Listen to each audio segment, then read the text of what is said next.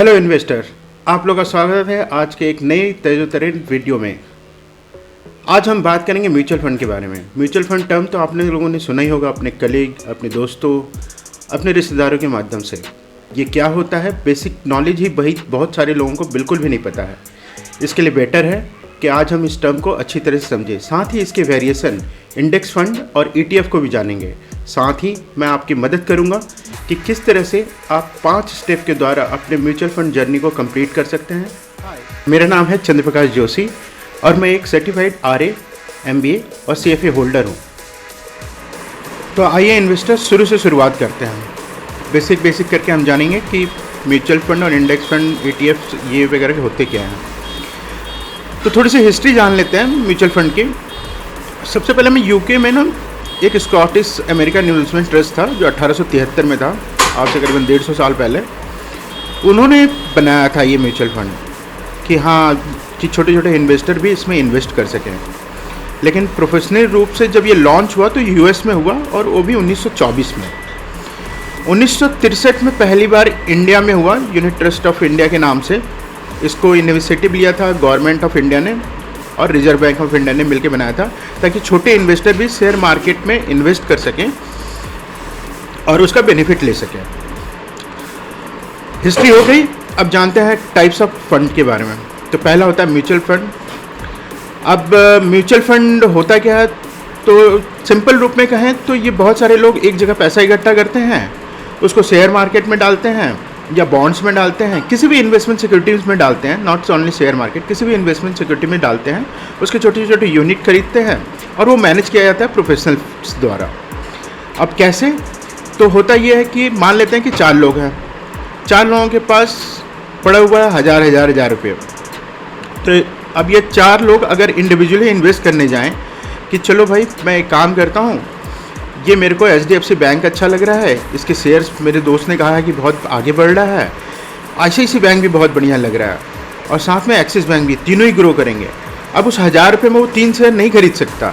एक ही शेयर का दाम 1900-2000 रुपये है, HDFC बैंक का ही 2000 रुपये है आज के डेट में, 1930 रुपये के अराउंड में है जब मैं ये वीडियो रिकॉर्ड कर रहा हूँ। तो कहाँ से खरीदेगा वो तीनों शेयर?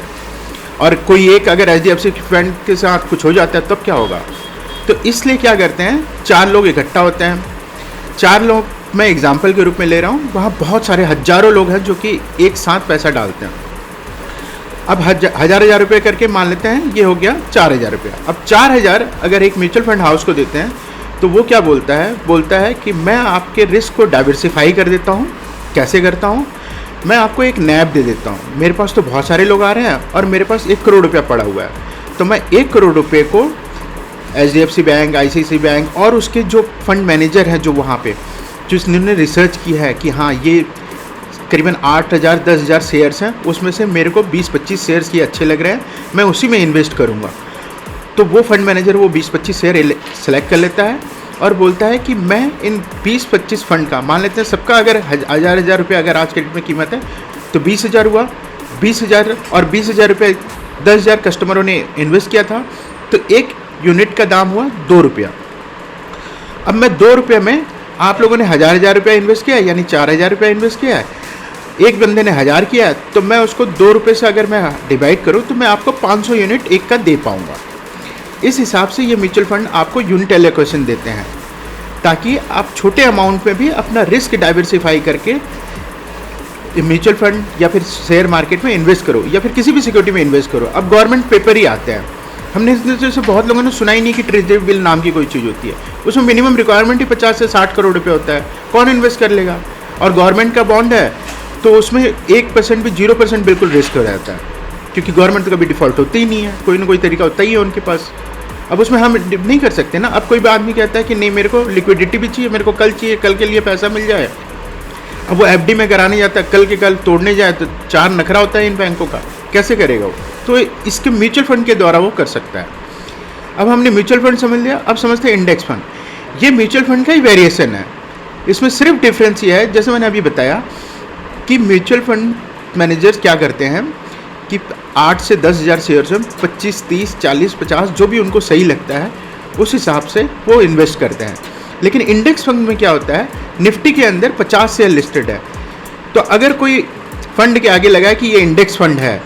किसी बहुत सारे म्यूचुअल फंड होते हैं जैसे flexi cap fund, hybrid fund, balance fund, उसी तरह से इंडेक्स फंड होता है।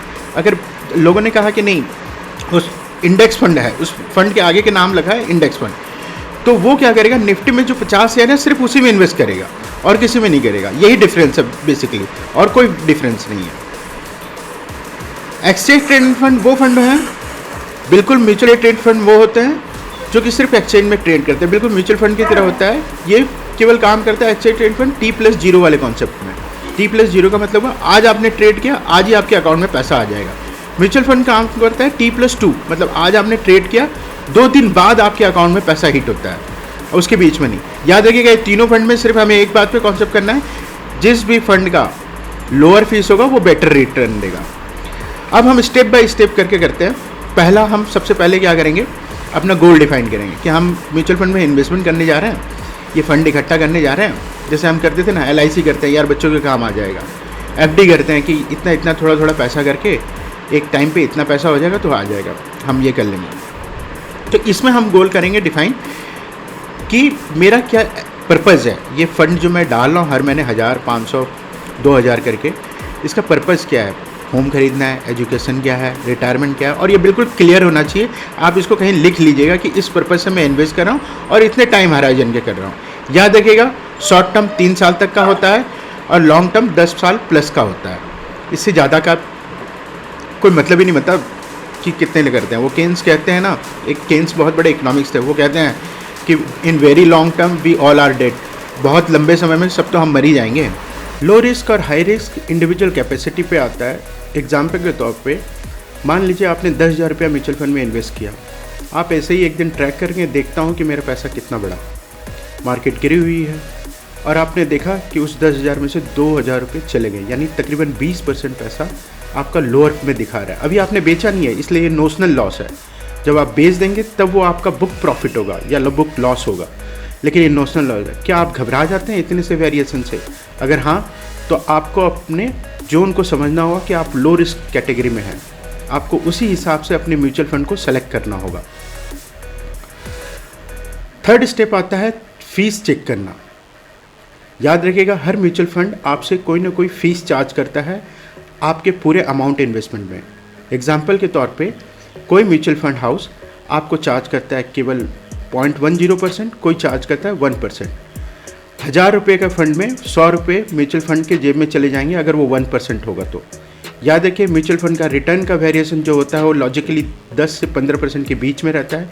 कभी कभार मार्केट हाई चली जाती है तो 18-19%, और कभी लो रहता है तो 9-10% रहता है। अब उसमें से ये 1% फीस आपका पक्का है, ये आपको देना ही है, चाहे आपका फंड परफॉर्म करे चाहे ना परफॉर्म करे।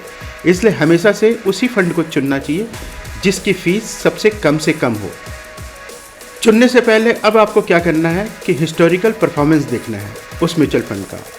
वो हिस्टोरिकल परफॉर्मेंस आपको देखना है कि लास्ट 5 साल, 10 साल, 3 साल में उसके रिटर्न्स क्या रहे हैं उस पर्टिकुलर म्यूचुअल फंड के। उस पर्टिकुलर म्यूचुअल फंड जिसमें आपने इन्वेस्ट करने जा रहे हो, उसके देखने के बाद, जैसे एग्जांपल के तौर पे मैंने यहाँ पे दिखाया है कि 3 साल का रिटर्न 15.90 है, 5 साल का रिटर्न 22.45 है, इक्विटी लार्ज गैप का। वहीं अगर आप सेंसेस का रिटर्न देखेंगे तो 155% 5 साल का रिटर्न है।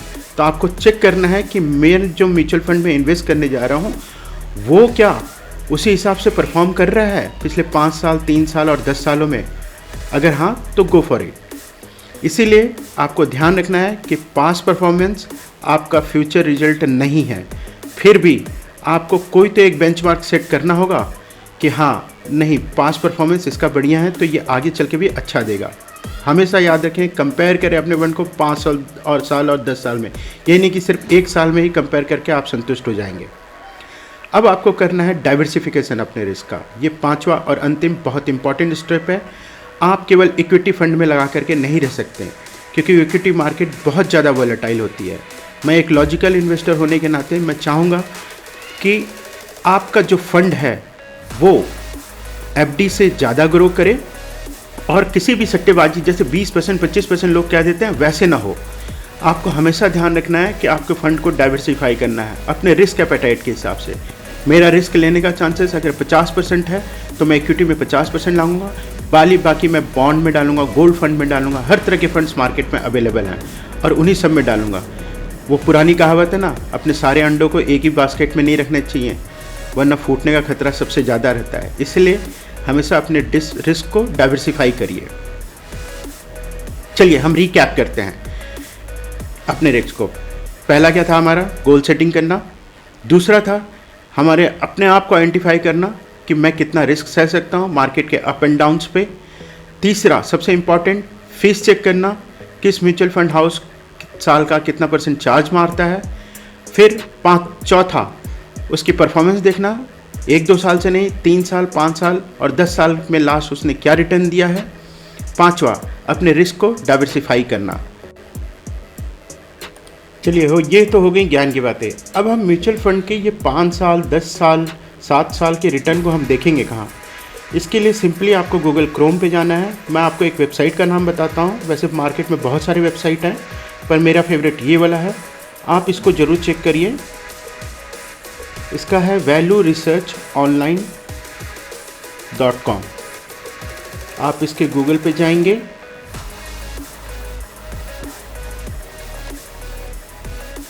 ये सबसे पहला पेज जो खुलेगा इस पर क्लिक करना है आपको। क्लिक करने के बाद आपको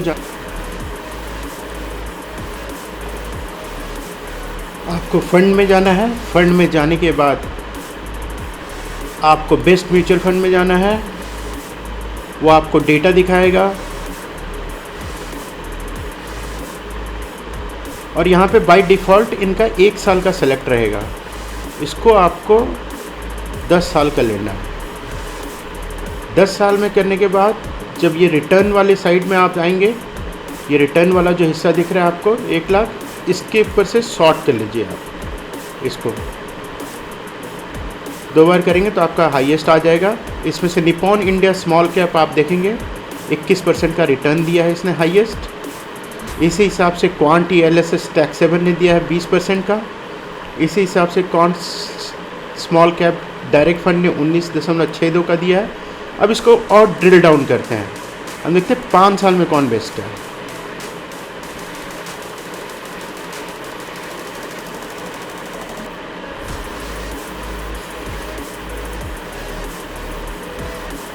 ये 5 साल का डेटा आपका आ गया। 5 साल में भी हम ये देख रहे हैं, सॉर्टिंग कर रहे हैं इसको। पहले 5 साल में आपका क्वांट स्मॉल कैप हमारे 2 कॉमन मिल गए, इंडिया स्मॉल कैप हमारे 2 कॉमन मिल गए इसमें। तो ये 2 फंडों में से आप अगर शुरुआत में एक SIP के तो आप मोड में इन्वेस्टमेंट करिएगा। SIP होता है सिस्टमेटिक इन्वेस्टमेंट प्लान, जो हर महीने एक तयशुदा तारीख को आपके फंड अकाउंट से पैसे कट जाते हैं। 1000-2000 रुपये से शुरुआत करिए पहले, या 500 से भी कर सकते हैं। 6 महीने साल भर तक उस वेरिएशन को देखिए, अपना रिस्क समझिए, उसके बाद ही आगे जाके करिएगा। वैल्यू रिसर्च ऑनलाइन के अलावा मनी कंट्रोल भी है, एक इकोनॉमिक्स टाइम का भी एक आता है ET फंड करके, उसमें भी आप ये जाके म्यूचुअल फंड के ऊपर पूरी सीरीज़ बनाने जा रहा हूँ। ये पहला है। इसके बाद मैं आपको बेसिक छोटी छोटी चीज़ें हर वीडियो में बताते जाऊँगा। कैसे फ़ंड सेलेक्ट करना है, क्या SIP होता है, कहाँ अकाउंट खोल सकते हैं, और क्या क्या इनके वेरिएशन होते जाते हैं।